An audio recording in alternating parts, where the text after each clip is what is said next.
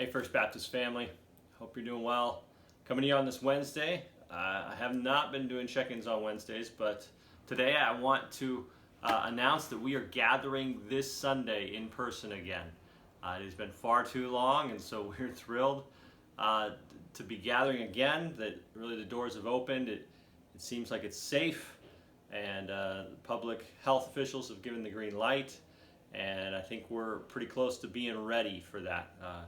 We'll be making preparations late this week, and so I'm excited for that. A couple quick things about it. I'm going to be sending an email, and you need to read the email, please. It's very important. We'll be meeting outside for the sake of safety.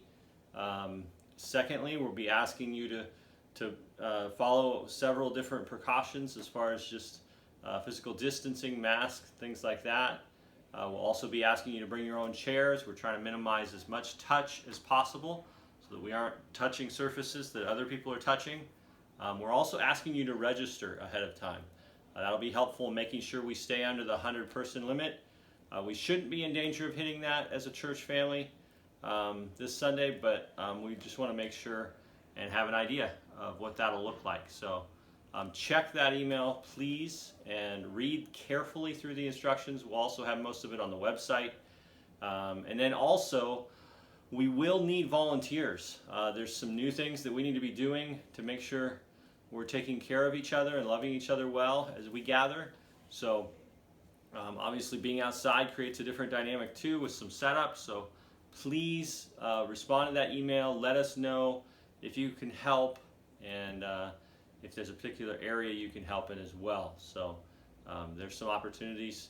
And hey, we've all been kind of having a break for a while, so hopefully we're raring to go to serve again. So I've already heard from a couple people on that.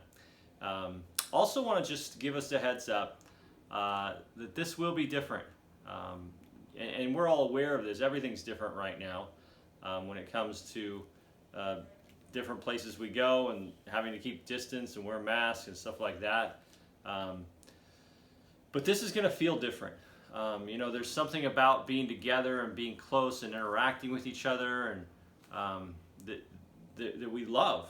We love each other. When you love people, you want to be able to draw near and just hug each other, at least shake hands, whatever, right? There's something important about physical human touch, right? And just being really near each other. So we're not going to be able to enjoy some of that. But I want to just encourage us that the realities of who we are as a church body are still true.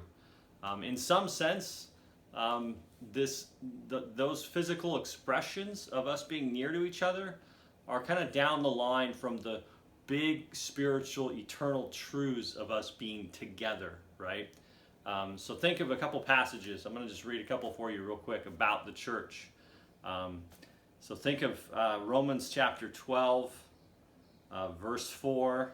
For as in one body we have many members, and the members do not all have the same function, so we, though many, are one body in Christ, individually members of one another. Just think about that for a second. There's that last verse there, verse 5. We are one body in Christ, individually members of one another. Paul's talking about spiritual realities here. That we are in Christ, right? And we're all in Christ, united to Him. And all being united to Him, we're actually united to each other. There's a spiritual union of believers with each other. That's real. Regardless of if we can hug each other or be close to each other or even gather together, we're still one in Christ, one body, because we are in Christ, right? You see similar ideas in 1 Corinthians 12 of the fact that we're in Christ, therefore we're in unity with one another. So whether or not we can do some of these other things, that's still true. In addition, just on a local level, our covenant to love and help each other follow Jesus is still true. So our spiritual union with Christ and with each other is still true. Our covenant commitment to each other, to help each other follow Jesus, to grow together, to be responsible for each other's discipleship, that's still true.